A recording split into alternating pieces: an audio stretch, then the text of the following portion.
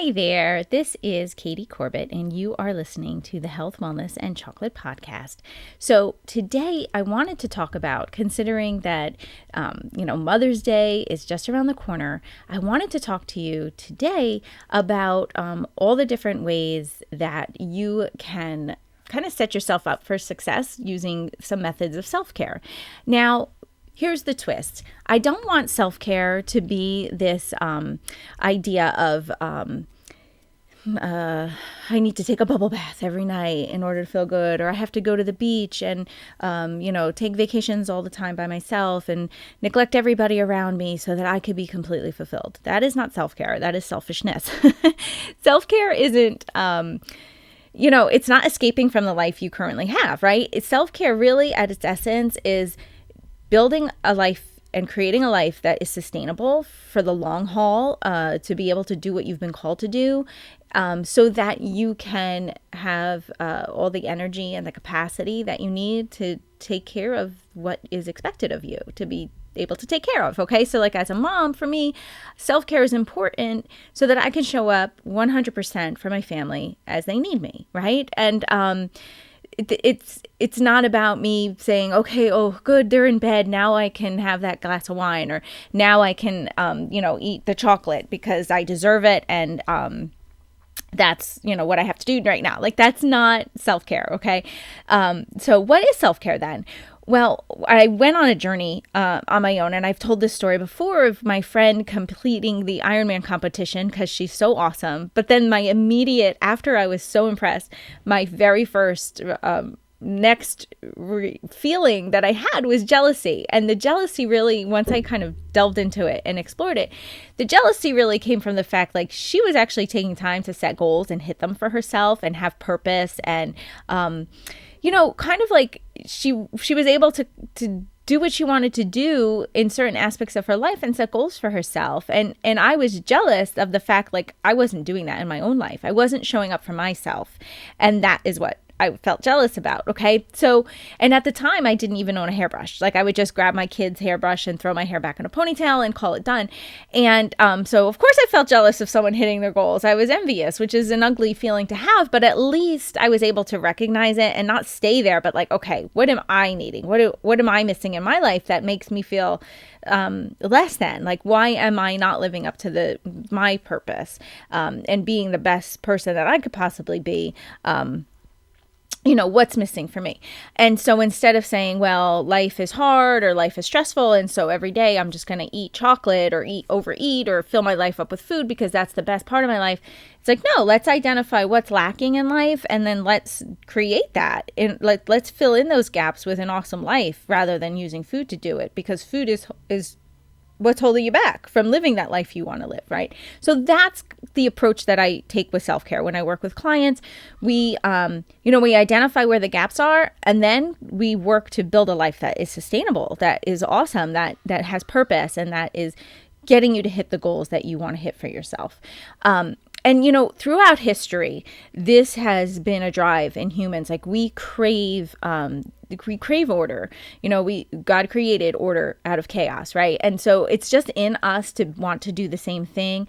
Even like say after a traumatic event like World War II, they found that the sales of detective novels shot through the roof, because a detective novel, you have a community, a close-knit community, and then an imposter comes and they they hurt the community, and then it's chaotic, right? And no one can trust anybody, and everybody is suspicious, and it could be anybody, right? And then finally someone steps in who can sort the information and kind of bring order to this chaotic situation and then solve the mystery. And there's a satisfaction of like a mystery solved, a job well done. Well, we have that in us. Like we always desire to create order out of chaos. And so when we're always living in the chaos, we will look for ways to feel better, and they might not be the most productive ways, but it's like our brain is in us to just want order, from that chaos. So we will look for ways to fulfill that drive. So it might be escaping with a glass of wine, or it might be escaping with, chocolate or chips, and like zoning out in front of the TV. And that's what you do. It could be overspending. It could be gossiping, right? Like people will use any vice to escape an unsatisfactory life. And, one way you can tell if that is you is like if you feel like when you're doing something you don't necessarily want to be doing, but you feel justified by doing it. Like, well, I deserve this, or it's been a hard day. I can have this, or, I earned this, or, this is the only joy I get out of my life. Like that is a huge indication that lets you know, okay, something else is out of balance and I need to fix that in order to move on. And listen, there are seasons of life that are just going to be crazy. And that's kind of like just it's life. Some seasons are crazier than others. And sometimes you just have to kind of head down and get through it. But the goal is to not get through it by, maybe making more hurdles for yourself. I give an example on the video on the page of my website. When I was going through graduate school, I wound up gaining like 30 pounds because I was really stressed. And that was always my go-to way to handle stress was go eat, right? Like that hunger switch was turned on. It was like, okay, I must just be hungry. Let's go eat. And so in graduate school, it was at night and there was a Wawa right across the street. And so the professors would always give you, I would take four graduate classes in order to graduate in a year. So I did my master's in a year, which was really tough, but I wanted it done. So I handled the stress by every break. We would break at like 8:00 at night. And so I would go across the street and everybody would get snacks. And so I'd grab like macaroni and cheese, I think they had there. And like, that's what I would eat. But obviously it was more than my body needed. And then like every night getting that and justifying it like, well, it's like soothing and it's comfort food. And this is so stressful right now. And, I deserve it. Look at how hard I'm working. Right. So all the justifications. And, the result was an extra 30 pounds. And so, handling stressful situations is important. And, there are worse choices that I could have made, right? I could have drunk my way through graduate school or, maybe turn to drugs or, some other vice, right? So food is like probably the most socially acceptable vice that you might have. But anyway, it didn't serve me, right? It made me feel terrible. I felt bloated all the time. My clothes weren't fitting right anymore. And I just didn't feel good in my own skin. And at the end of the day, that's really what counts the most is like, it doesn't really matter what size you are. It's really about how you feel and how comfortable you feel in your own skin. Like I always joke, like I'm never going to be a teen model and I'm okay with that. 8 kids and age 44. Like, no, I will never be a teen model, but that's okay. So what I wanted to talk about with self-care. So let me give you a couple things that you can take with you now. I always try to give you something actionable that you can work on for the week, that you can contemplate and think about and then apply into your life. So I want to talk about self-care, especially with Mother's Day coming up. I know I have some moms out there listening. And so I was thinking, okay, what can I do to pamper my moms while they listen to the podcast? So this is what I wanted to share with you. There are definitely ways that are going to serve you when it comes to self-care. And then there are ways that are not going to serve you when it comes to self-care. And I hope I've given you some examples of that. Like for me, I always, my go-to was overeating, and that obviously didn't serve me.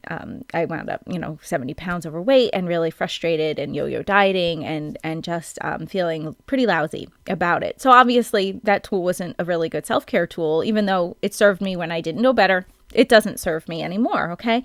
So what does fall under the umbrella of self-care, right?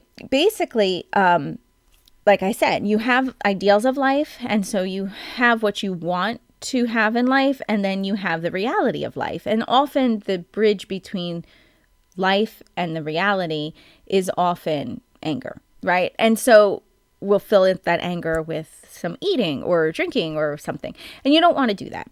So what can you do? instead of feeling frustrated. One of the best things to do is like the health benefits are really quite astounding. It's just taking time for gratitude.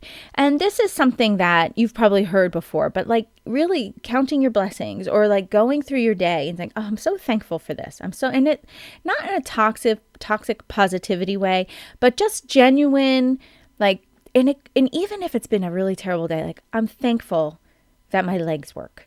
I'm thankful that, the lights are on. I'm thankful I could put my head on a comfortable pillow and have a warm blanket. Like, just, it doesn't have to be extravagant. It just could be, I'm just thankful for like very simple pleasures in life, because what you want to do is start focusing on the simple pleasures in your life as a way to work on yourself for self-care. Those simple pleasures will very much help you get to where you want to go without making these huge dramatic shifts in your life. So while you're working on creating a life you love, start enjoying the simple pleasures and start looking for simple pleasures.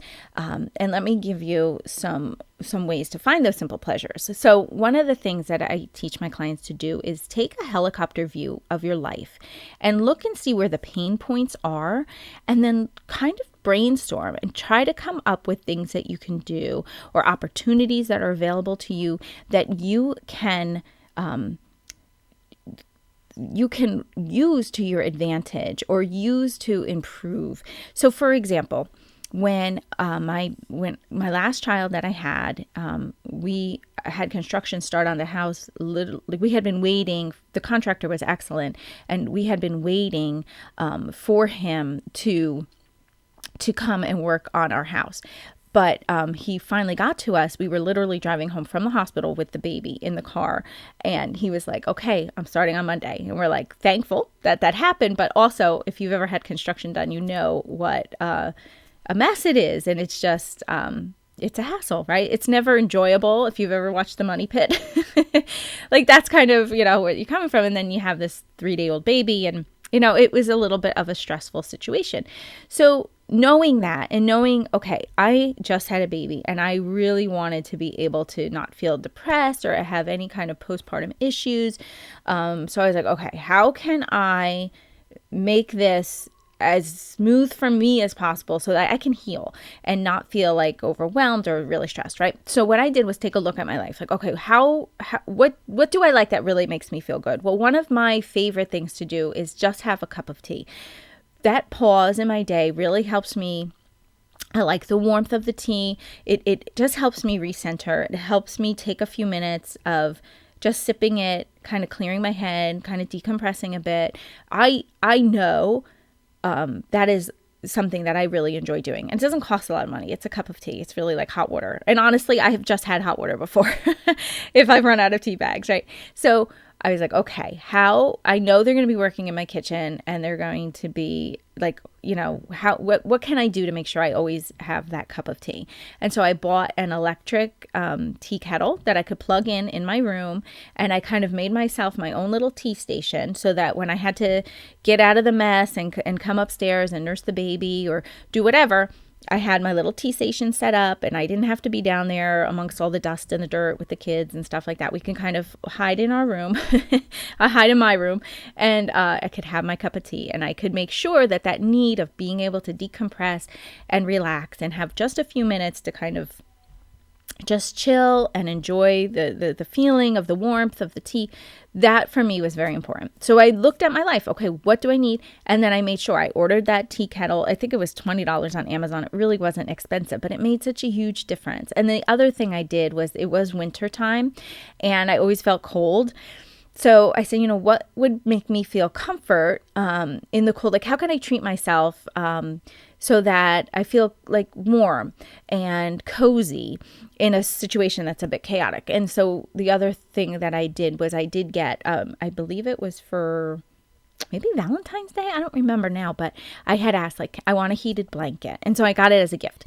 Maybe it was Christmas. I don't know, but that heated blanket, I actually am sitting on it right now. Like, it is something that I enjoy. It makes me feel warm. I guess I must be cold a lot, but it makes me feel cozy. And so it was something like a little touch point of self-care that I could do for myself that wasn't extravagant. It wasn't a week-long vacation. It wasn't any of that. It was just a simple pleasure that I could treat myself to that made me feel better while I was going through something that was chaotic, that was less than ideal, but was necessary to go through. Okay. So maybe that's in your life right now. I think everybody has stuff that's chaotic, but they kind of have to deal with it or go through it. So it's basically like, well, how can you make the best of that situation rather than depleting your tank?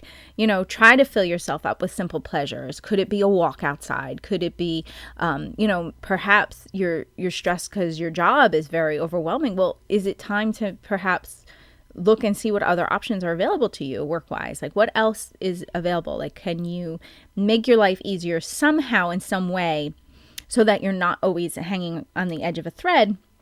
Because I don't think that living chaotically and living pressed all the time is really ideal for anybody, right? Eventually, it just becomes so exhausting, and then you wind up breaking. And then really, you're not good for anyone, not even for yourself, okay? And so the whole goal is to be able to have a full tank so that you can give what you have to others and pour into them and love them too.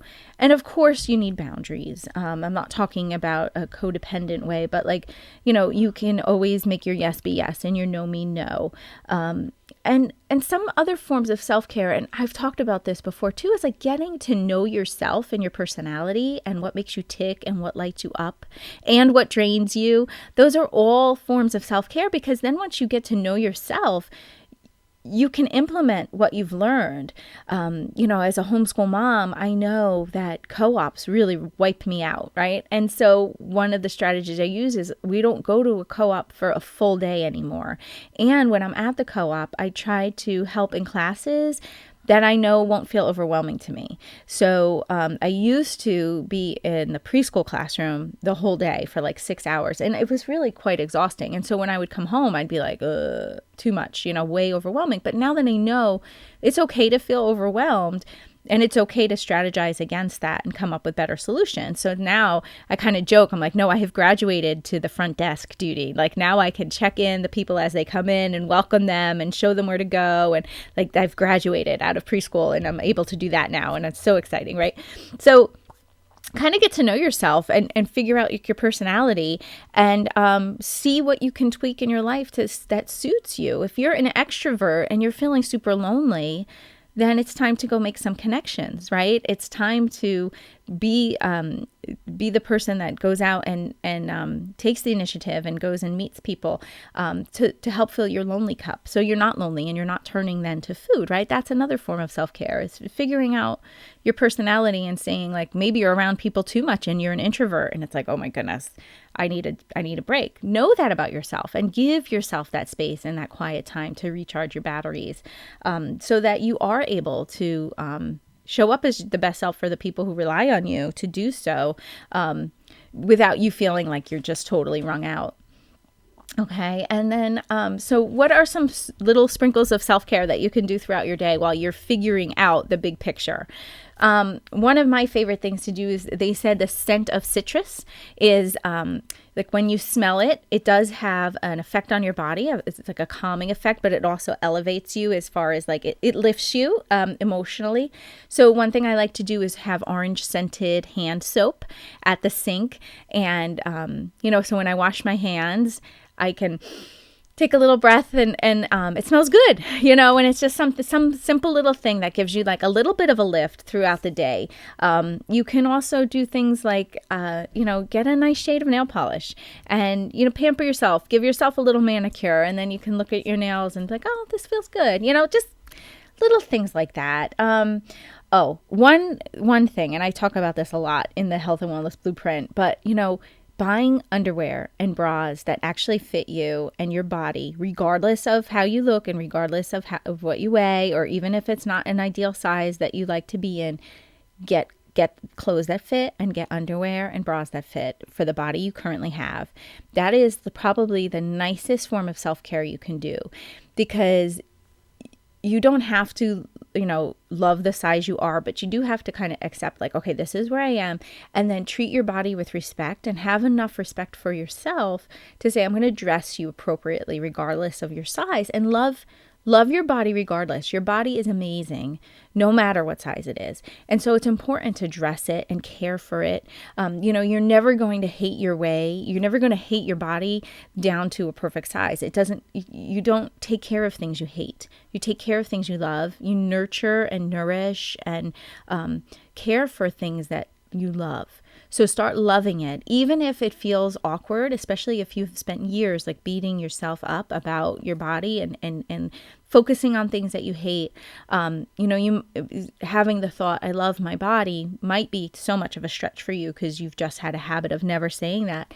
So maybe you can say, I have a body, and I'm going to nurture it and care for it, and I'm going to treat it with respect. So one of the best ways that you can practice that is by buying underwear and underwire bras that fit you, or any kind of bra that fits you, so that it's not poking and cutting you and making you feel uncomfortable. That is so important when it comes as far as self-care goes. And it is really actually amazing how much better you feel in clothes that are the right size. Even if it's not the size you want to be, accept where you are right now, and then just start like, I'm going to love myself no matter what. Because what happens is once you feel better about, like once you're dressed in clothes that fit you, that fit your budget, and underwear that actually fits and it's not pulling and cutting into you and hurting you, you feel better. You really do. And then you feel like, okay, now you can come from a place of like, I'm gonna do this for myself because I deserve it. I deserve to wear clothes that don't hurt me. I deserve to wear clothes that aren't ripped and holey and like are so uncomfortable. I can't wait to get out of them, right? I'm going to treat myself with respect because that respect will build. And that's the goal, right? The goal is to feel comfortable in your own skin, to be the best version of yourself that you can possibly be. So that you can show up for the people that you love in the best way possible too. And so you can say, I have a body and I'm going to treat it with respect. And so one of the ways that you can demonstrate that is by getting underwear and bras that fit you. And stop punishing yourself, right? You don't have to punish yourself, even if you don't love your body. And then you can always, like, if you're feeling overwhelmed, take stock of how you're spending your time. And are you always feeling like you're running behind, or feeling like you're never good enough, or feeling like you never do enough? And take a breath and actually, examine that thought and say, is this even true? I think you'll be surprised that you probably are more than enough, and you probably are doing more than enough. And I think we just put so much expectations on ourselves that we tend to feel overwhelmed or we tend to feel pressed, but it probably is an imposter feeling, and it probably isn't even a true feeling. And so I want to encourage you to look at that as well. But, what I want to encourage you to do is think of something if there's someone in your life that says, what do you want for Mother's Day? Don't be a martyr and say, oh, I don't know. Try to come up with something that you can feel totally pampered with. Maybe it's a heated blanket. Maybe it's new nail polish. Maybe it's a skincare routine. Maybe it's, hey, you know what? Get me a gift certificate because I'm going to go get myself some new bras and underwear, right? Something treat yourself. I think that if you ever watch Parks and Rec, I love that. Treat yourself. So, see what you can do. Take advantage of the upcoming holiday and see, even if it's just something little like a orange scented soap, right? And you can leave it at your kitchen counter. And when you wash your hands, you can just a little touch of self-care. But take a look this week, really brainstorm and see okay, what can I do that shows my body that I love it and I respect it and that I'm going to treat it well and I'm going to nourish it and nurture it. And then what comes up for you when you think that thought? I have a body, I'm going to respect it, I'm going to treat it well, and I'm going to nourish and nurture it. And then write down all the thoughts that you have. What can I do to show my body that I love it, I'm going to nurture it, I respect it? What can you come up with? And then what's within reason for your budget, for your time? What can you do? And then try to do it. Okay? So that's all I have for you today. We go over in a deep dive into in the Health and Wellness Blueprint, and so I would love to see you in there. I've made it only $1. You can try it out for the 7 days. You get the foundation classes, you get the ebook, you get the user manual workbook to go through, and then if you love it, which most people do, they stay, and then they get the advanced classes and the weekly live calls and questions they can ask, and they even get a complimentary one-on-one coaching call. So I try to offer as much as I possibly can, and you have lifetime access to it too, which is awesome if you do the full blueprint. But you can try it for the $1 and see if you like it. All right, I would love to see you in there. Thank you so much for your time. Have a great Mother's Day, and I will talk to you next week. Bye-bye.